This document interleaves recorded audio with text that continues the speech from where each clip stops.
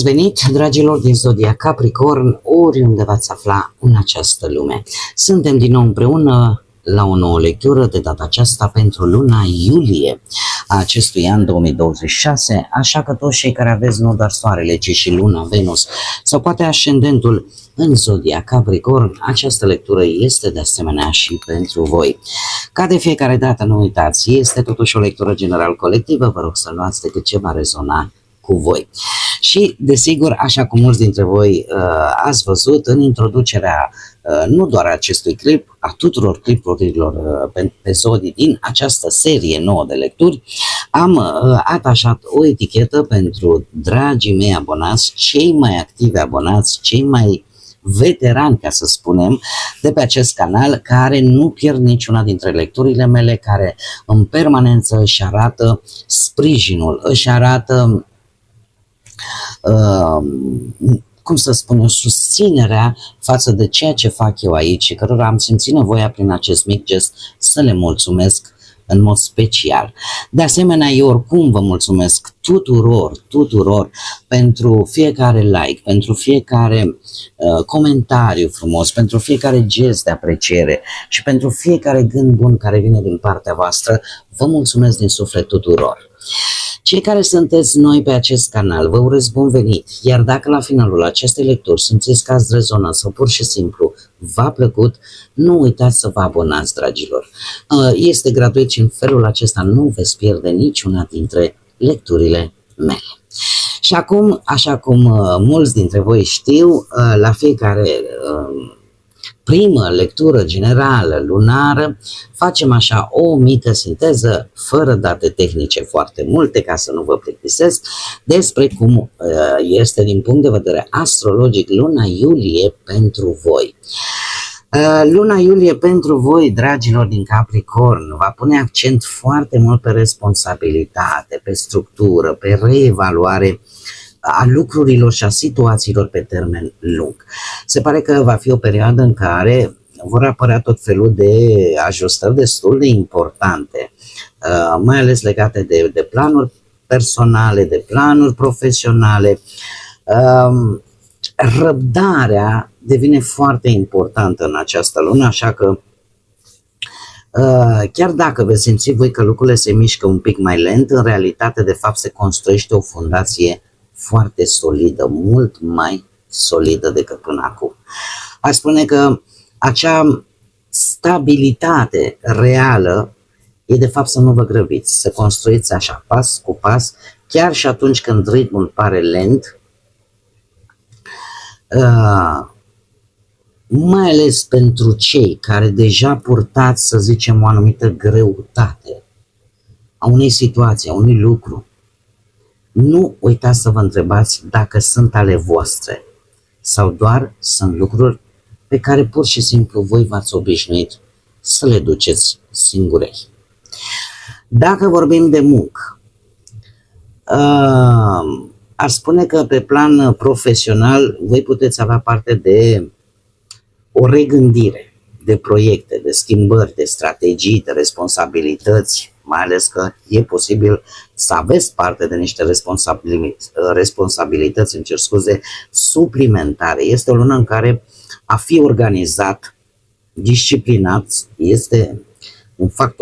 sunt factori foarte importanți, foarte esențial. Posibil să apară anumite întârzieri în ceea ce privește viața voastră profesională pe anumite situații sau o reconfigurare, dar să știți că aceste lucruri, chiar dacă pot speria, să spunem așa, un pic, au rolul de a corecta direcția voastră și de a evita greșeli pe termen lung. Dacă vorbim de bănuți, din punct de vedere financiar, aș spune că iulie cere foarte multă prudență, foarte multă planificare atentă. Este important să evitați riscurile inutile și să încercați să vă gestionați resursele cu mai mult realism. Puteți deveni, aș spune, nu știu, să vă apară, să apară cheltuieli legate de niște obligații sau de niște investiții sau vis-a-vis de niște responsabilități pe care voi vi le-ați asumat față de familie, din punct de vedere financiar. Dar nu vor lipsi de asemenea și acele șanse, oportunități care să vă și stabilizeze pe termen lung din punctul ăsta de vedere financiar. Dacă vorbim de cuplu, în relație, sunteți un pic mai rezervați sau poate mai bine zis mai concentrați pe aspectele practice ale vieții de cuplu. E o lună în care pentru voi stabilitatea va conta mai mult decât romantismul. Și în general discuțiile despre viitor, despre responsabilități comune pentru voi vor fi foarte importante. Adică veți pune accent, dom'le, eu vreau ceva stabil, o relație stabilă, nu dau pe din afară de sentimentalism, de romantism. Se vede clar că se va construi, e tendința asta de a construi de fapt o bază cât mai clară și o fundație cât mai solidă. Cei singurei, să știți că nu sunteți neapărat orientați spre începuturi rapide, veți prefera probabil să observați înainte, să analizați, veți ști să vă păstrați controlul emoțional, chiar dacă pot apărea persoane interesate în viața voastră. Dar procesul de cunoaștere, de apropiere între voi și altă persoană va fi unul lent și va trebui musai să fie construit pe încredere. Acum, am văzut ce au spus astrele, haideți să vedem ce spun cărțile. Și avem prima săptămână. În prima săptămână se pare că lucrurile sunt un pic așa mai neașezate și asta, o situație posibil să nu apare această deja tendință încă de la începutul lunii. Dom'le, eu vreau ceva solid, eu vreau ceva clar, ceva limpede. O situație care se cam mișcă. Așa că va trebui să vă faceți un plan poate mai bun, de ce nu? În a doua săptămână avem o energie masculină tânără care va avea un rol important sau va avea vis-a-vis de o situație. Cu această energie voi poate veți dialoga, veți face o colaborare sau chiar o relație. E legată de această energie masculină tânără. Cea de-a treia săptămână avem răsăritul. Spune că noi idei creative, noi aventuri, un start proaspăt. În a treia săptămână se vede deja acțiunea asta foarte puternică a lui Jupiter și lucru care vă poate aduce, nu știu, vă vine așa, aveți o epifanie bruscă și, domnule, uite ce idee mi-a venit. Și se pare că este într-adevăr o idee chiar foarte bună. Este ceva bun, ceva care pe voi, cel puțin din punct de vedere sufletesc și nu numai, va aduce o anumită satisfacție. Tind să cred că este vorba de dragoste, dar nu este obligatoriu. Avem inima care ne vorbește de iubire, de afecțiune profundă, de grijă.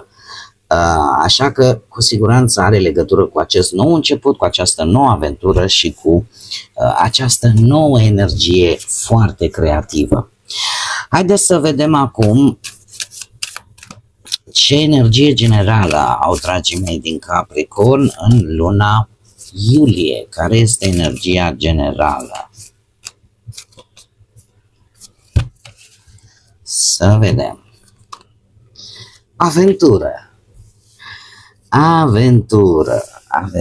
De ce am spus aici de Jupiter? Pentru că avem, ca să zic așa, e o energie foarte puternică a lui Jupiter, care de pe 30 iunie intră în Leu și care, vrând nevrând, va influența, să spunem așa, cât un pic fiecare zodie și mai ales pentru cei care poate aveți pe ascendent zodia Leu.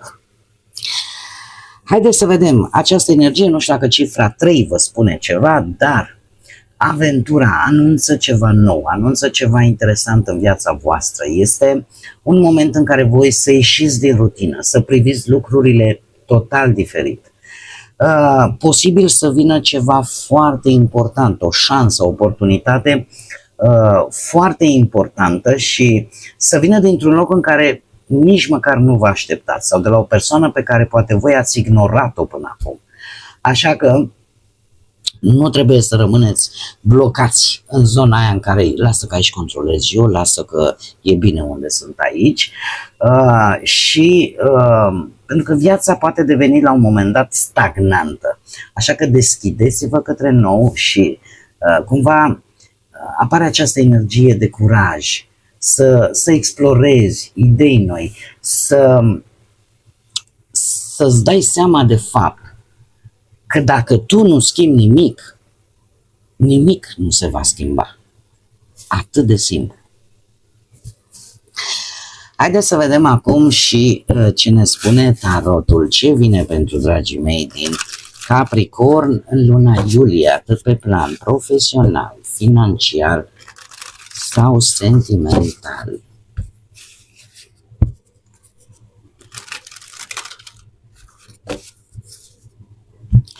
Să vedem.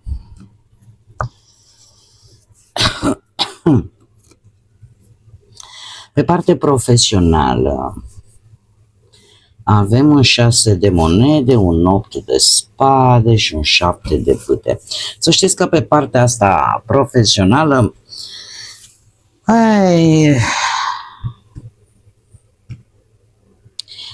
aveți așa cum să zic eu, în prima fază voi așteptați o posibilă recunoaștere a muncii. Nu știu dacă așteptați o avansare, nu știu dacă așteptați o evaluare din partea cuiva. Poate așteptați un rezultat pozitiv sau așteptați o laudă de la un superior sau o mică promovare, așa cum am mai spus, sau pur și simplu așteptați ca colegii voștri să vă aprecieze munca pe care o faceți și acum trebuie să-i dăm cezarului ce al cezarului. Cunosc, chiar în familie am pe cineva din Capricorn și trebuie să vă mărturisesc că eu de multe ori îi spun: ajunge cu atâta muncă, gândește-te la tine, gândește-te la organismul tău. Deci sunteți foarte muncitori și nu o spun doar de dragul de a o spune. Doar că se întâmplă câteodată ca ceea ce voi faceți să nu fie răsplătit nici măcar la nivel social, moral, luați-o cum o vreți. Și se pare că voi aveți niște așteptări posibil pe această zonă a muncii. Sau sunteți foarte croiți să vă construiți din punctul ăsta de vedere profesional ceva mult mai stabil. Da? Ceva mult mai stabil, e posibil să așteptați un sprijin din partea cuiva. Nu știu dacă vă bazați poate prea mult și cât de bine este că așteptați, aveți niște așteptări pe o anumită recunoaștere din exterior. Alții vă puteți simți un pic presați, pentru că dacă îți formezi o imagine, da, care ți este și recunoscută, trebuie să menții același ritm pe ideea nu pot să cobor nivelul mai jos, pentru că voi pierde și atunci lucrul ăsta cu optul ăsta de spade poate să vă ducă în situația în care să vă blocați, să nu vedeți soluție sau poate una dintre soluții la o problemă profesională, să vă simțiți poate prinși într-un loc de muncă sau într-un proiect sau într-o colaborare și să ezitați să luați o anumită decizie. Apare acea teamă de schimbare, acea teamă că dacă nu o să fie bine, că dacă nu o să fie rău. Și lucrul ăsta vă limitează, vă face să stagnați. Tocmai pentru că apare aceste îndoieli cu acest 8 de spade. 7 de bâte, în schimb, și aici chiar trebuie să vă mărturisesc că e salvatorul vostru, ca să spunem așa, cu ghilimelele de rigoare. Este adevărat, puteți da peste anumite obstacole, puteți da peste anumite competiții la locul de muncă, dar se pare că vă dați seama că trebuie să le depășiți. Că sunt colegi, poate la locul de muncă, care fiecare merge pe palierul lui și vrea poate același lucru ca și voi. Sau că pot apărea tot felul de provocări neașteptate în domeniul ăsta profesional. Este foarte necesar ca voi să vă apărați ideile, să rămâneți pe poziție, pentru că atât curajul cât și perseverența voastră vă vor ajuta să treceți peste toate aceste dificultăți, provocări și să vă mențineți să mențineți un anumit control vis-a-vis de proiectele voastre până la urmă profesionale. Nu bateți pasul în retragere, nu fiți defensiv sau chiar agresiv, să zicem, mai ales atunci când sunteți criticați posibil. Cel mai bine, știți cum e, că uneori când te concentrezi prea mult pe apărare, pierzi niște șanse bune de colaborări benefice, de lucruri pozitive. Ca în război, nu? Cea mai bună metodă de apărare este de fapt atacul, adică să acționați, să nu rămâneți blocați și să nu lăsați îndoiala să se strecoare în mintea voastră, în sufletul vostru. Pe partea bănuților apare un mic blocaj, cel puțin la începutul lunii. Avem un 7 de spade și un 7 de cupe.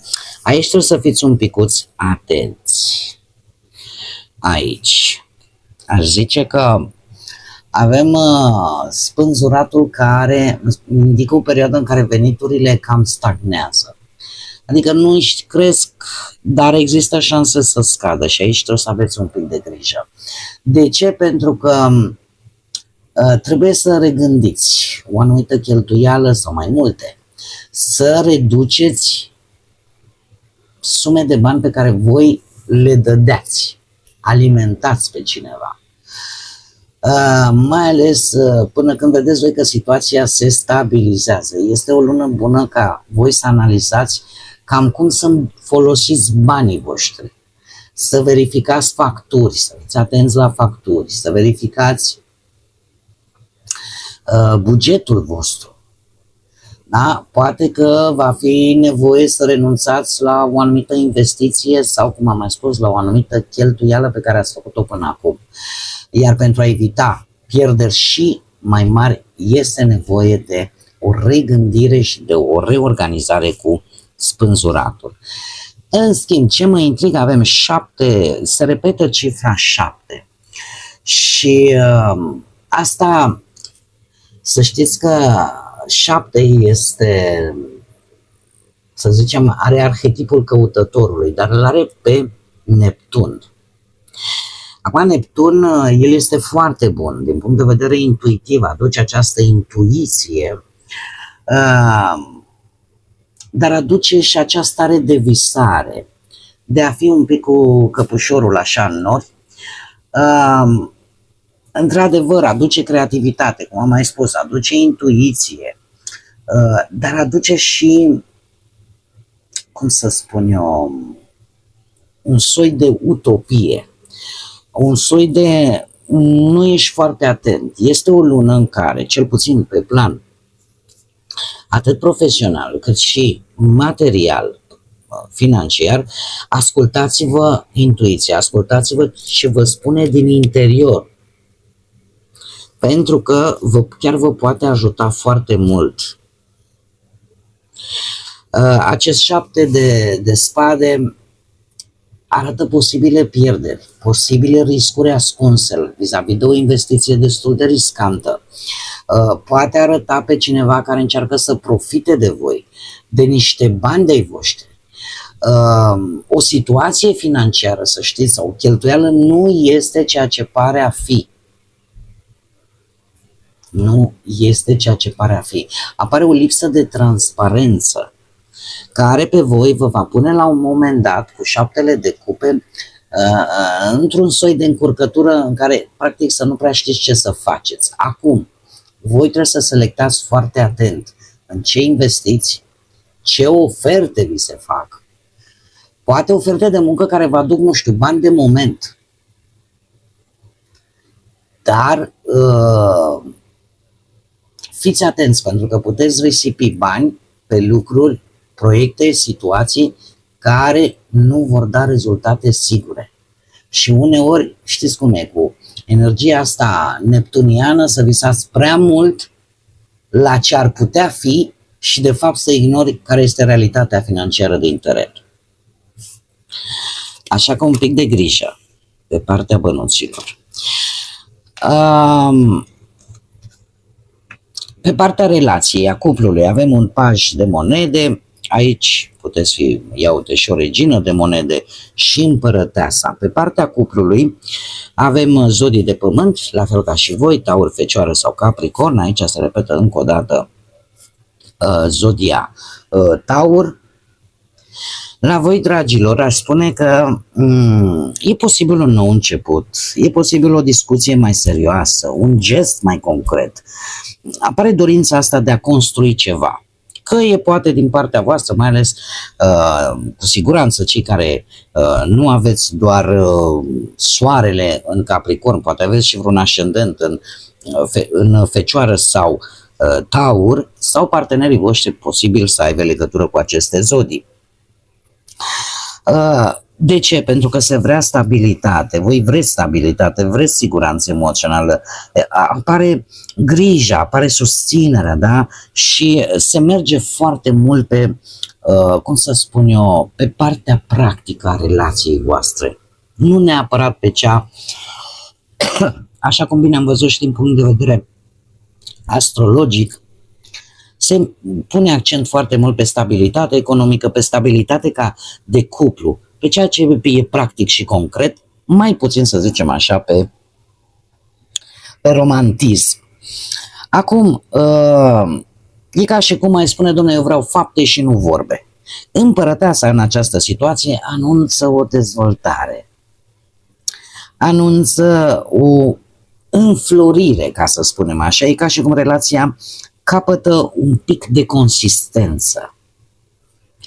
Acum putem vorbi desigur și de ideea de a deveni părinți. Pentru unii, nu pentru toată lumea. Sau chiar să aflați că puteți avea un nou membru în familie. Există mult mai multă stabilitate, vă preocupă pe ambii parteneri viitorul comun, vă preocupă să construiți o bază solidă și chiar posibilitatea ca voi să faceți niște planuri foarte importante împreună. E energia aia de genul, nu doar vorbim despre viitor, începem să-l construim deja. Haideți să vedem acum pentru cei singuri.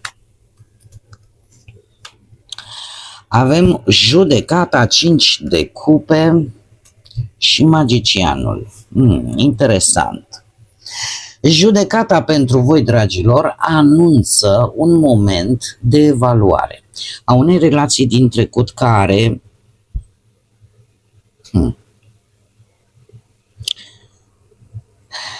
ori vine ca să o rezolvați odată pentru totdeauna, ori vine efectiv să vă aduc o lecție importantă, să vedeți exact de ce n-a mers, sau poate pur și simplu voi sunteți un pic blocați într-o relație din trecut, într-un regret din trecut. Avem acest 5 de cupe, un 5 de cupe care simți așa o pierdere, o dezamăgire. Veți simți că relațiile care nu au funcționat sau, cum să spun eu, Ideea este că luna lui iulie pentru voi, în mare parte, pentru voi cei singuri, va fi o lună de lecții importante. De lecții importante și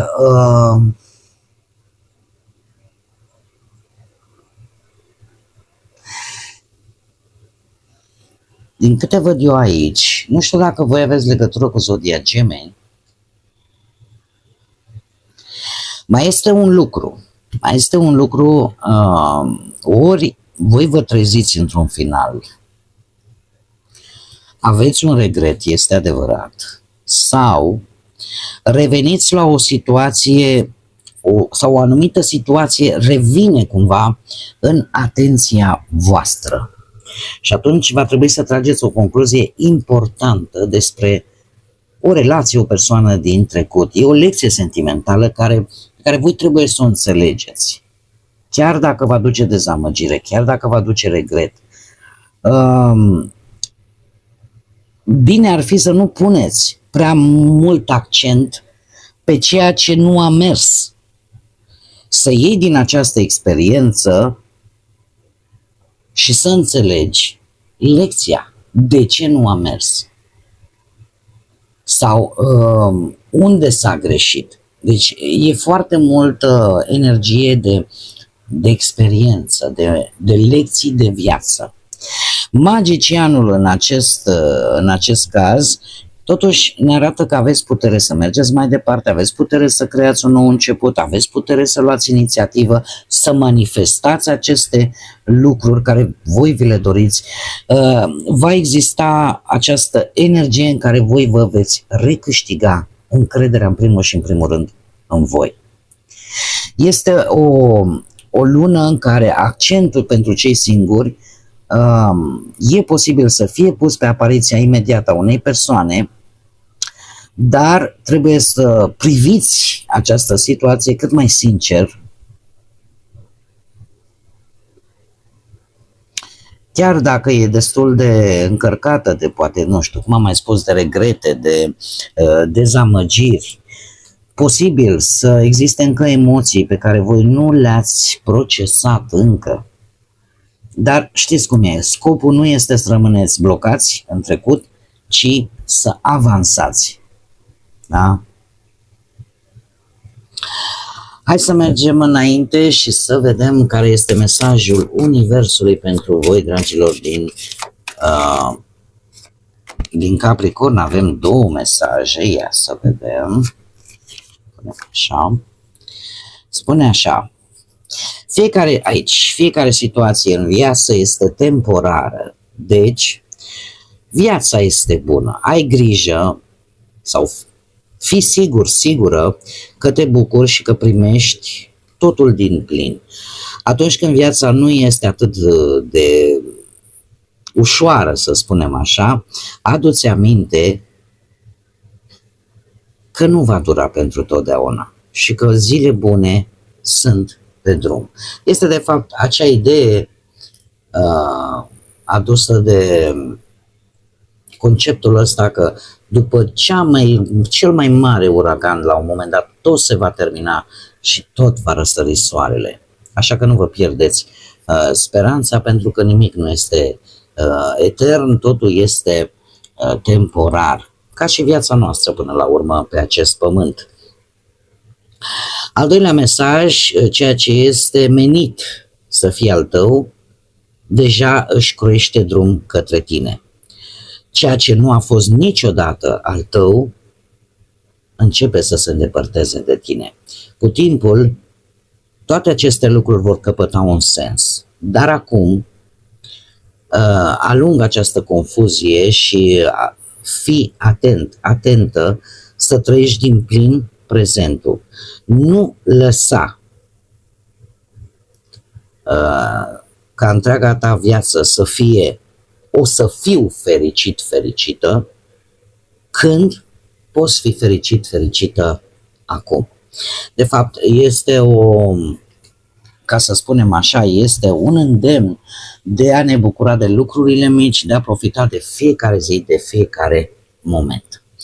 Bun, dragii mei, cam aceasta a fost lectura pentru voi. Eu vă mulțumesc tare mult că ați fost alături de mine, iar până la următoarele noastre reîntâlniri la lecturile săptămânale, nu uitați, suflete frumoase, să gândiți înalt, să zburați înalt și, desigur, să lăsați ca pacea, liniștea, iubirea și credința să vă însoțească la fiecare pas.